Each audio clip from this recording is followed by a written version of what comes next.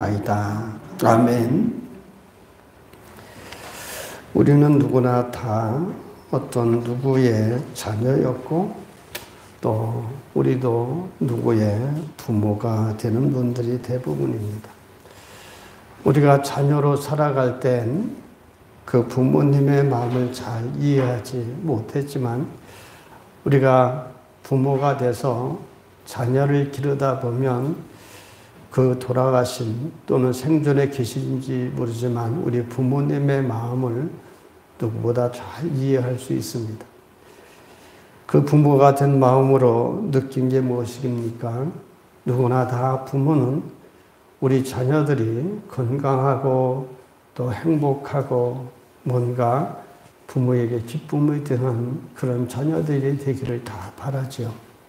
그런데 간혹 자녀들 중에 육신은 커가나 정신연령이 적거나 또는 정신연령은 높은데 육체가 연약한 자녀들이 있죠. 그런 자녀들을 바라볼 때마다 부모 마음은 평생 아픔이고 평생 기도거리입니다. 그리고 늘 잠시도 그 자녀에 대한 생각이 마음에서 벗어나지 않고 마지막 눈을 감는 순간이 돼도 잊지 못하고 마음 놓지 못하는 사람이 바로 그 자녀 아니겠습니까? 하나님은 어떨까요? 우리와 똑같은 마음이라고 생각합니다. 하나님은 우리에게 이 세상에 태어나 살아가도록 하셨습니다. 그래서 우리에게 육체를 주시고 영혼을 주셨죠. 우리 육체는 건강하게 잘 자라가면 일정 수준이 오르면 점점 늙어가게 되죠. 그래서 생로병사라는 말이 있지 않습니까? 태어나고 늙고 병들고 죽는 것. 그것이 우리 인생이 가는 길입니다. 인생은 육체는 그렇게 가고 있지만 그러나 여러분 예수님을 믿는 사람에게는 심각히 생각해야 될 게 있습니다. 바로 육체와 영혼이 있지 않습니까? 육체는 이렇게 나이 들면 자연스럽게 잘만 먹고 자라면 건강하게 자라다가 일생을 마쳐서 죽을 수 있습니다. 그런데 영혼은 어떨까요? 영혼은 예수님을 믿는 순간 하나님께 택함 받아서 그리스도를 믿는 순간부터 영혼은 이제 새로운 삶을 사는 것과 마찬가지입니다. 육신은 잘만 먹고 적당히 운동을 하면 잘 자라가도록 모든 생물은 하나님이 그렇게 창조해 놓으셨습니다. 근데 영혼은 어떻습니까? 예수님을 믿기만 하면 영혼이 저절로 잘 자라가나요? 그렇지 않습니다. 영혼은 끊임없이 하나님과의 관계 속에서 신령한 하나님의 양식을 먹으며 건강하게 자라가는 것이 영혼입니다. 그런데 하나님이 바라시는 것처럼 우리가 우리 자녀들에게 바라는 것처럼 건강한 인생을 살다가 행복하게 살기를 바라시는 것처럼 하나님이 우리 인생을 만드셨을 때 우리 영혼이 예수 그리스도를 믿음을 통해서 날마다 더 믿는 기간이 오래될수록 어떻게 되기를 원하십니까? 점점 더 성숙한 신앙인이 되기를 원하십니다. 성숙하지 못하고 미숙한 상태로 예수 믿는 사람을 보면 하나님이 마치 우리가 우리 자녀가 미성숙한 자녀를 볼 때 늘 마음이 아픈 것처럼 미성숙한 신앙을 가진 사람을 보면 하나님 또한 마음이 아프실 겁니다. 그래서 여러분, 신앙의 미성숙은 하나님이 기뻐하시지도 않지만 우리 자신에게도 큰 손해가 된다는 사실을 알아야 됩니다. 그렇기 때문에 우리가 신앙생활하면서 어디까지 자라가야 됩니까? 예수 그리스도에게까지 자라가야 되는 겁니다. 그래서 예수님을 정말 사랑하고 사모하는 사람은 누굴 닮지요? 예수님을 닮아갑니다. 마음이 변화되고요. 성품이 변화됩니다. 이게 바로 성화되는 과정이죠. 이 성화가 깊어질수록 성숙한 그리스도인이 되는 겁니다. 이런 성숙한 그리스도인이 될 때 여러분 우리가 사는 것이 하나님 안에서 사는 것이 그보다 행복할 게 없습니다. 날마다 하나님과 교통 나누며 하나님을 예배하고 기도하고 이런 생활이 참으로 세상에 볼 때는 부러워할 게 없어 보이지만 그러나 우리 자신은 이런 신앙이 성숙할수록 행복한 인생이 되어지고 정말 하나님의 기쁨이 드는 그런 삶이 되고 또 그런 가정이 세상적으로도 형통하고 복 있는 인생이 됩니다. 그렇다면 여러분 우리가 어떤 신앙생활을 해야 되겠습니까? 이왕 하나님을 믿는 사람인데 계란이 반숙된 것처럼 그렇게 반숙으로 살면 안 됩니다.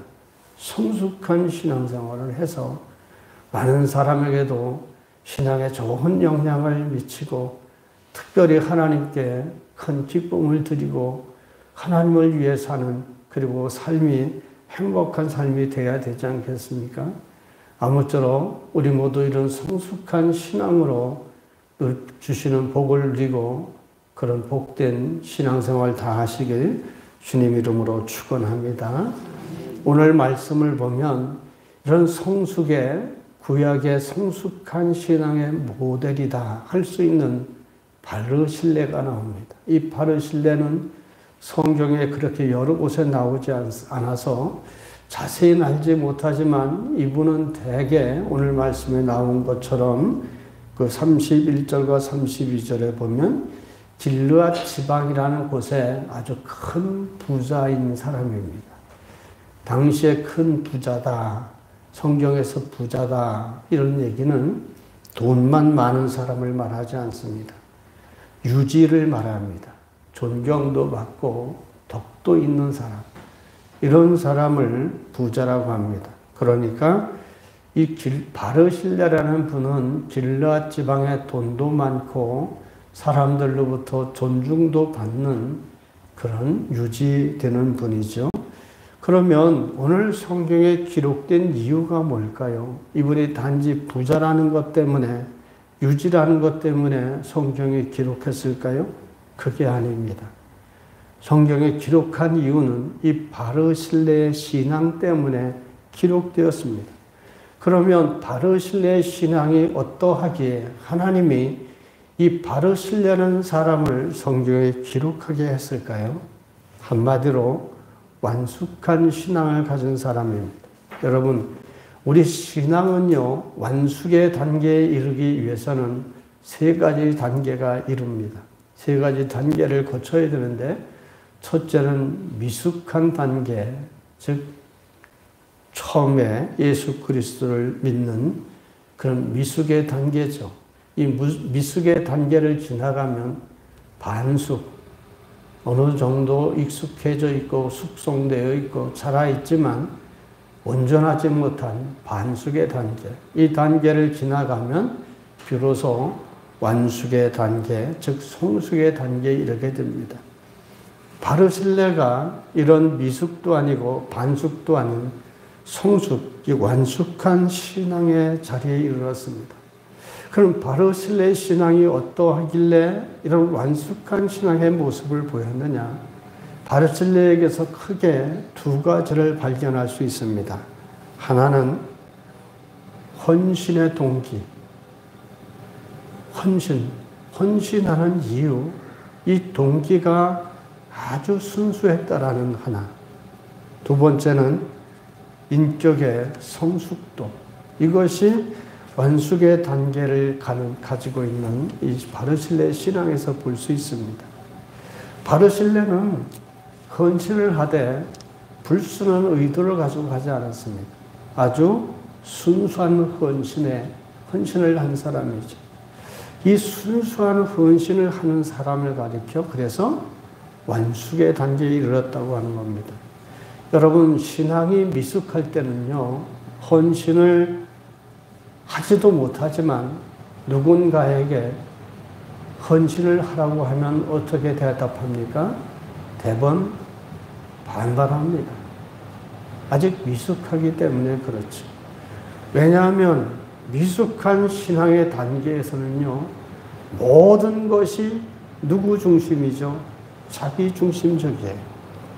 내게 이득이 되나? 내게 손해가 되나? 내가 무엇을 얻을 수 있나? 이런 걸 따집니다. 이게 미숙의 단계입니다. 이 미숙의 단계를 지나가면 이제 조금 성숙한 반숙의 단계가 되죠. 이런 단계가 되면, 반숙의 단계가 되면 조금씩 하나님의 은혜를 깨닫습니다. 그래서 이게 하나님의 은혜구나. 나 같은 사람을 구원하셨구나. 나를 구원하시기 위해서 하나님이 이런 저런 역사를 이루셨구나. 이런 걸 깨달으면서 어떻게 됩니까? 조금씩 하나님께 헌신을 하고 조금씩 감사하는 삶을 삽니다. 이 단계가 지나가면 이 완숙한 성경의 신앙의 단계에 가면 어떻게 되죠? 하나님이 내가 충성하고 헌신하는 보답으로 내게 복을 주시든지 은혜를 베푸시든지 안 베푸시든지 상관없이 어떻게 하는 겁니까? 참된 헌신을 하는 겁니다. 대부분의 사람들은 내가 이렇게 하나님께 충성하면 하나님이 이렇게 해 주시기를 바라고 합니다. 대가를 바라고 하죠. 그러나 완전한 이 성숙의 단계에 이르면 내게 하나님이 은혜를 주시든 은혜를 주시지 않든 하나님의 은혜에 감사해서 그저 헌신합니다. 그리고 헌신해도 늘 부족한 마음 때문에 늘 부끄러운 마음을 갖습니다. 이게 바로 온전한 완숙의 단계에 이른 성도의 신앙입니다. 이런 신앙에 대해서 시편에서 말씀하죠. 시편 116편 12절에 보면 이런 말씀합니다. 내게 주신 모든 은혜를 내가 여호와께 무엇으로 보답할까? 여러분, 이런 정도의 신앙 수준에 이르러야 돼요. 내게 주신 모든 은혜를 내가 여호와께 무엇으로 보답할까? 이게 완숙한 단계의 신앙인이 갖는 고백입니다. 내가 지금까지 살아온 모든 요소마다 돌아보면요, 하나님의 은혜 아닌 게 없습니다. 그런데 우리는 하나님의 은혜 앞에 감사치도 못하고 교만하게 행하고 잘못하게 행한 일이 얼마나 많은지 완숙한 신앙의 단계에 돌아보면 정말 부끄러운 겁니다. 이 신앙인의 이 시편의 고백이 바로 그거 아닙니까? 하나님이 내게 베풀어 주신 은혜 생각해 보니까 너무나 많은데 내가 이걸 뭘로 갚을 수 있사오리까? 이게 바로 신앙의 완숙한 단계에 이른 사람의 고백입니다. 아무리 애를 쓰고 힘을 써도 그 크신 하나님의 은혜를 다 갚지 못한다라는 순수한 고백이죠. 이러한 완숙한 신앙의 단계를 잘 보여준 성경이 있습니다. 다니엘서에 보면 여러분도 아시겠지만 다니엘의 세 친구가 있지 않습니까? 세 친구의 신앙 고백이 완숙한 단계의 신앙을 잘 보여줍니다. 바벨론 포로 시절에 느부갓네살 왕이 금신상을 세워놨죠. 그리고 그 아첨하는 신하들 그 말을 듣고 누구든지 이 금신상에게 절하지 않는 자는 어떻게 한다고 했죠? 용광로, 풀무불, 요즘으로 말하면 용광로입니다. 풀무불에 던져 넣어버리겠다 공포를 합니다. 그런데 다니엘과 다니엘 세 친구들은 이런 것을 알면서도 금신상 앞에 절을 할 수가 없죠. 하나님을 믿는 사람이 어떻게 우상 앞에 절을 합니까? 당연히 다니엘의 세 친구가 잡혀왔죠.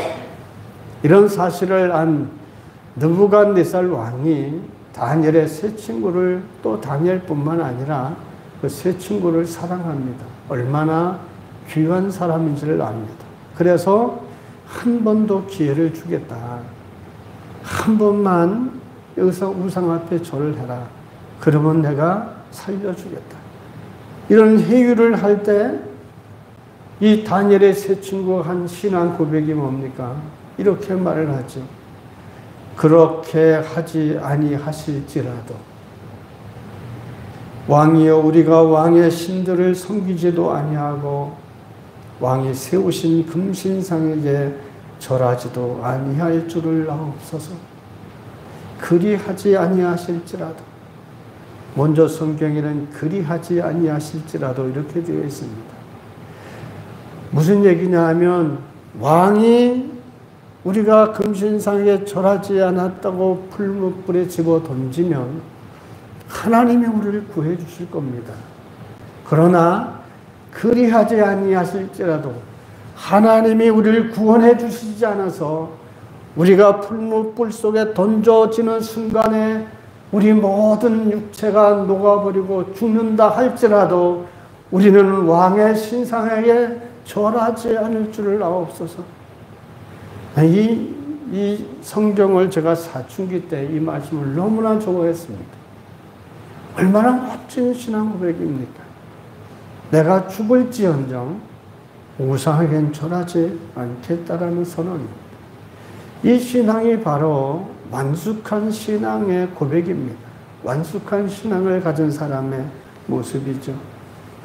이런 다니엘의 세 친구의 아름답고 귀한 신앙을 보신 하나님은 여러분, 우리가 의식하든 의식하지 않든 우리의 모든 속사정과 겉사정을 다 아십니다.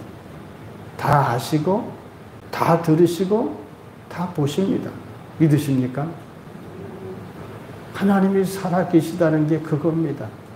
다 듣고, 다 알고, 다 보고 계시고, 이런 아름다운 신앙 고백하고 이런 삶을 보고 있는 하나님이 다니엘의 세 친구를 어떻게 하셨나요? 그들을 살려주시지 않았습니까? 풀무불에 던졌어도 성경에 보면 털끝 하나 상하지 않도록 구해 주셨습니다.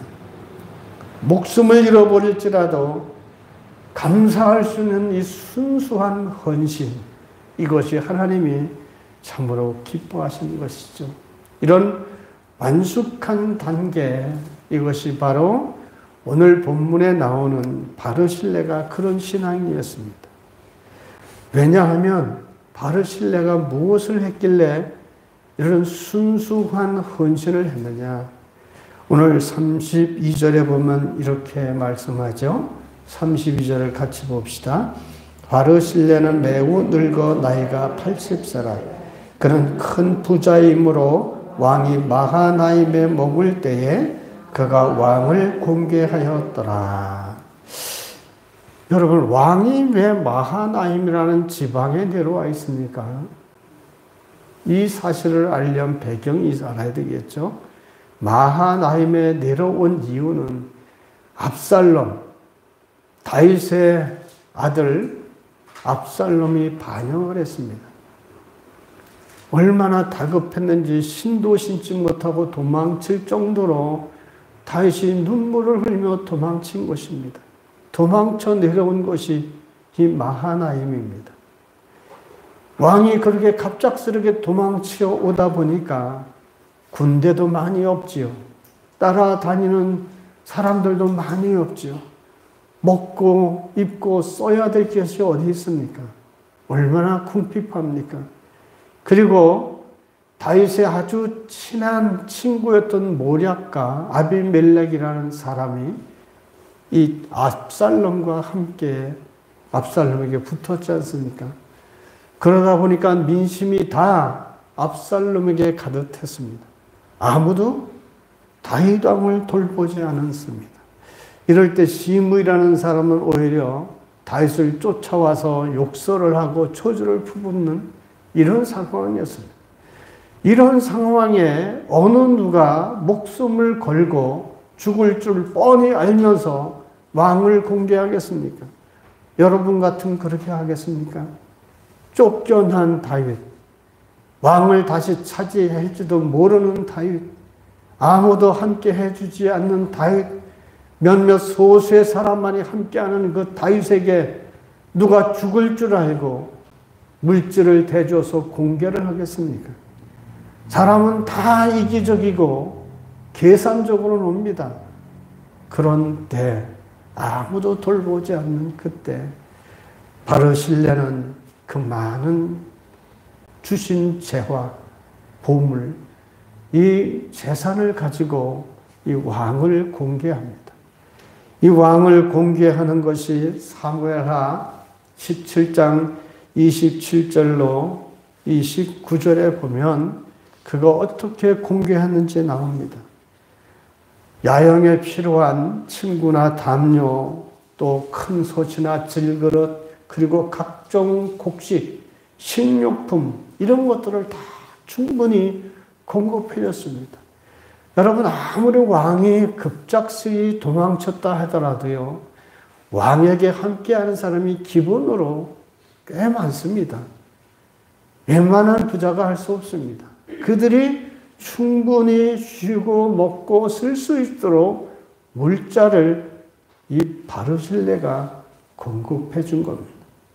그렇기 때문에 그 반란의 기간 동안에 이 바르실레 때문에 다윗은 배곰지 않고 굶주리지 않고 지날 수 있었고, 그 사이에 압살롬의 반란군이 진압돼서 다시 이제 요단강을 건너서 왕으로 환공하는 장면이 오늘의 말씀의 내용입니다.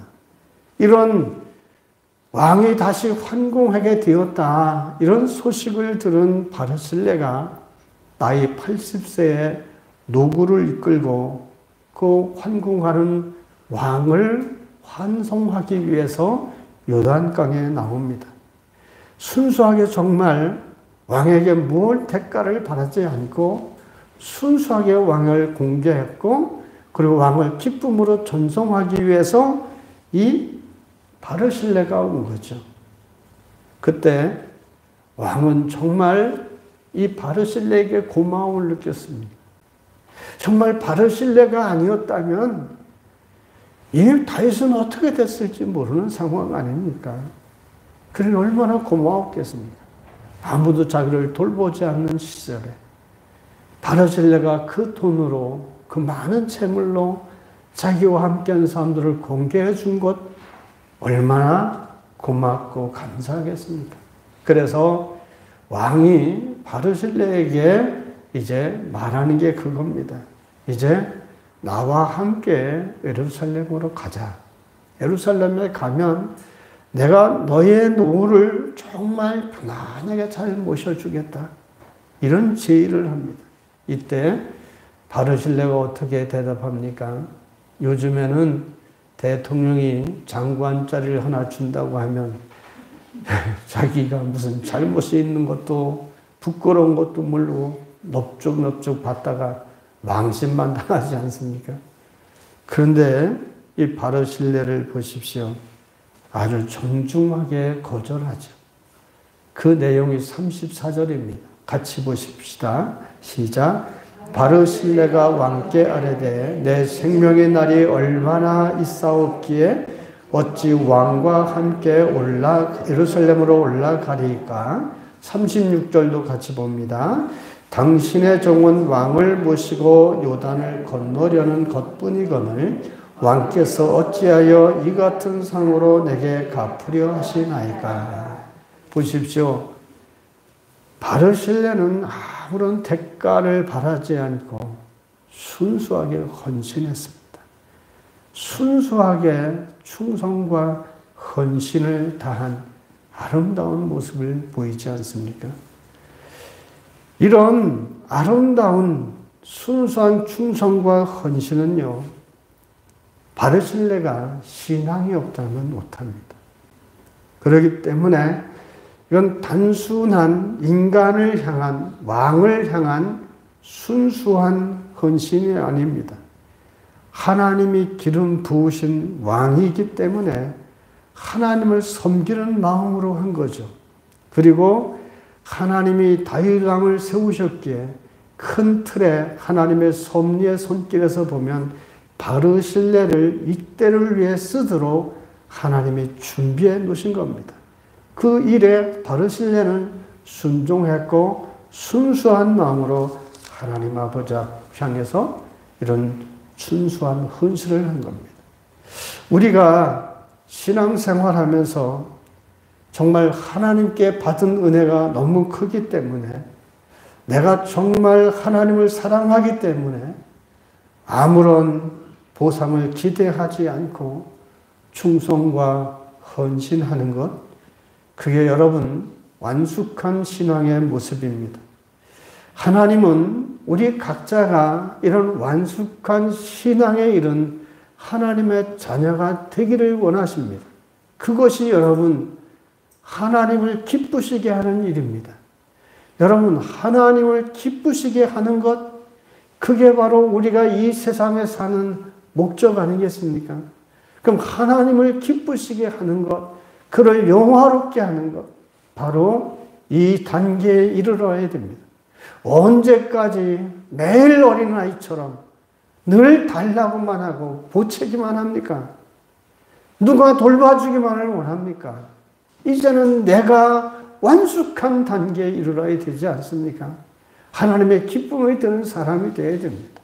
스스로 헌신할 줄 알고 스스로 찾아할 줄 알고 충성할 줄 아는 사람, 이런 참된 충성과 헌신이 하나님의 기쁨이 되는 것이고 완숙한 신앙의 표상입니다. 아무쪼록 우리 바르실레와 같이 하나님을 향해서 이런 순수한 충성과 헌신의 신앙을 갖는 완숙한 성도가 다 되시길 주님 이름으로 축원합니다. 아멘 소리가 작은 거 보니까 그렇게 되기를 원치 않나 봐요.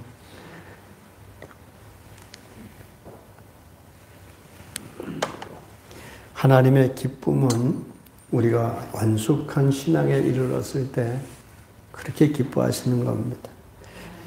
두 번째, 이 바르실레의 신앙에서 우리가 본받을 수 있는 것이 성화된 인격을 볼 수 있습니다. 바르실레는 이 성화되어 있습니다. 그래서 이 성화된 인격이기 때문에 헌신된, 순수한 헌신된 생활을, 이 신앙을 가질 수 있는 것이죠.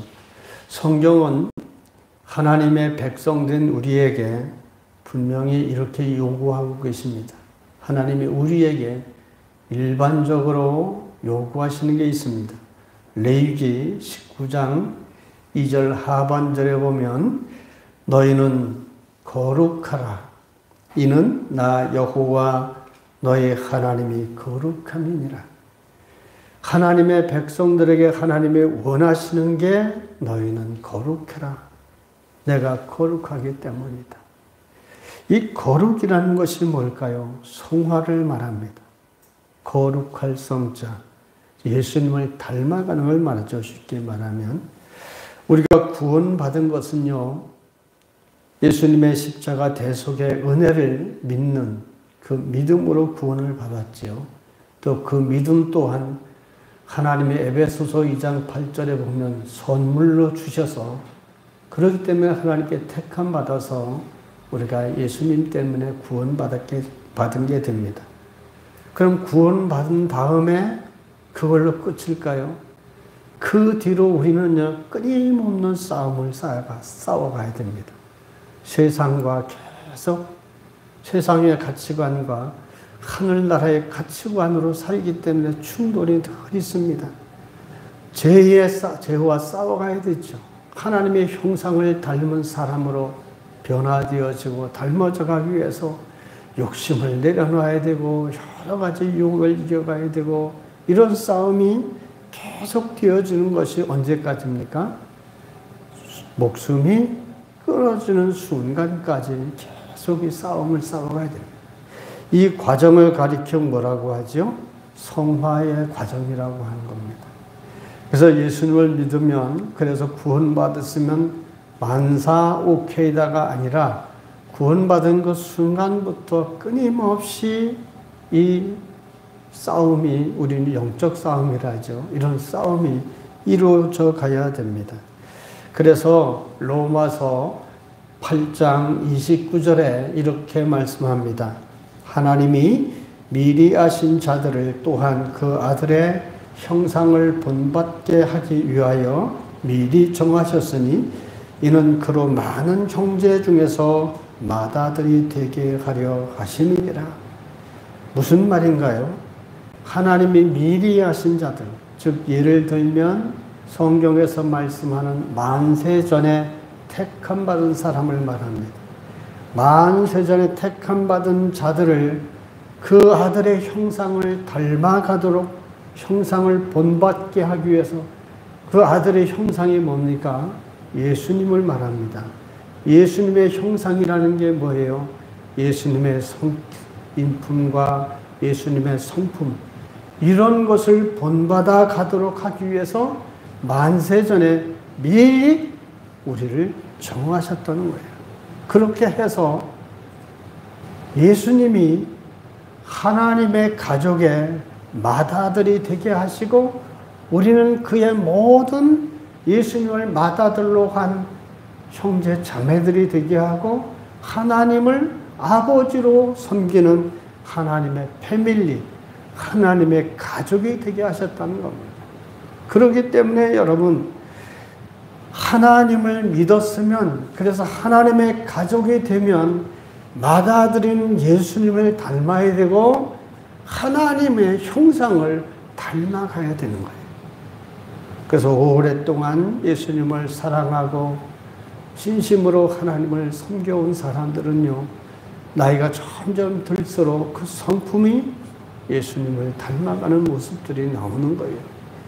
그래서 여러분 신앙생활에다 보면 오래된 권사님, 정말 오래되게 오래 하나님을 섬겼던 장로님들 보면 그 앞에 서면 어때요? 저절로 머리가 숙여지잖아요.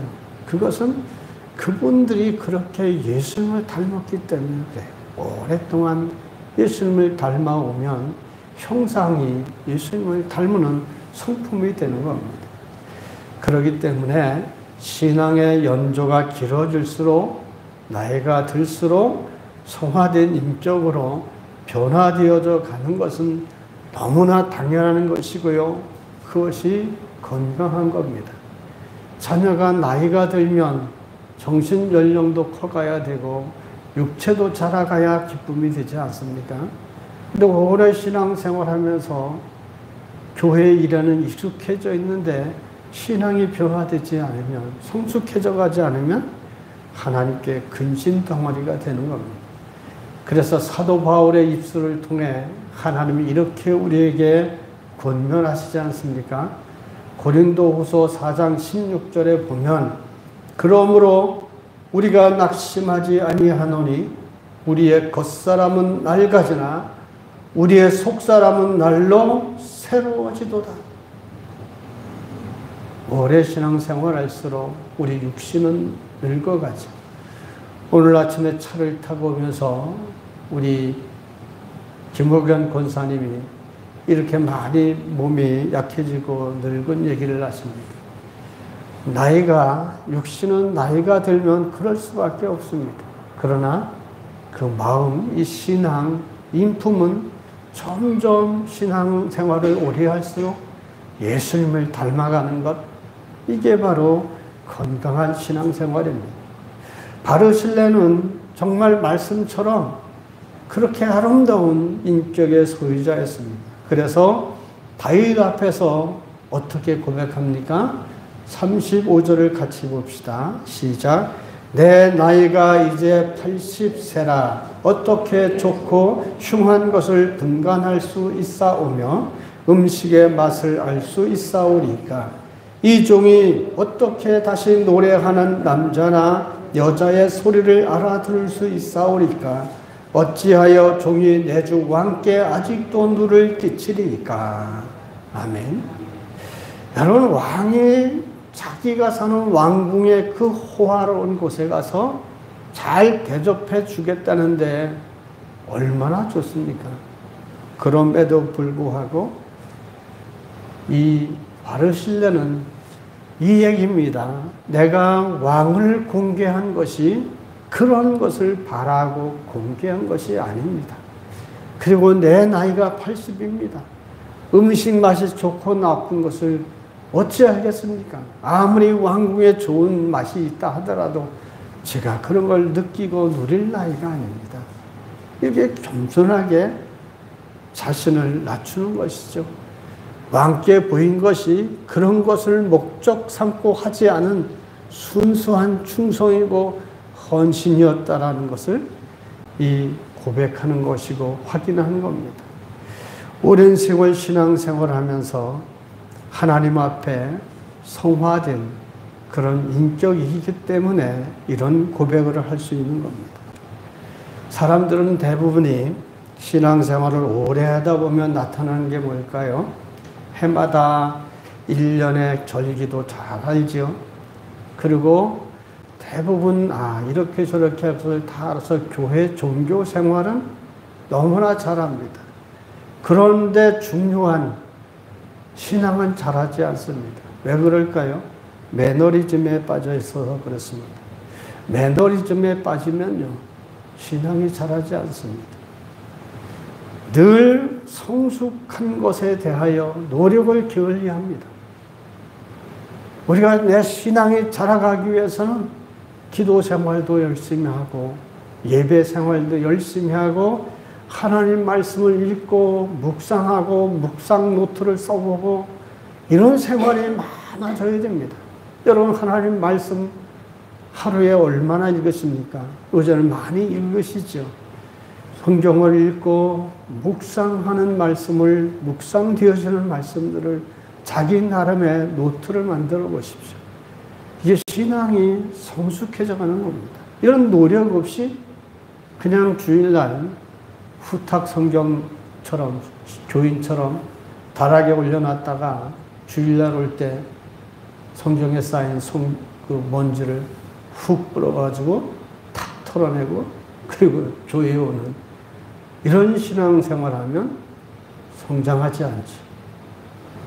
완숙한 신앙인이 되려면 이런 늘 우리의 성화되는 과정, 예수님을 닮아가려는 이런 애씀의 노력이 있어야 됩니다.